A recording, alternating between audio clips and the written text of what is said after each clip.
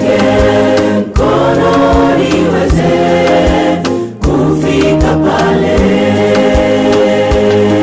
Mji huo mzuri, urefu wake na upana wake maili 1500 na kwenda juu kwake sawasawa.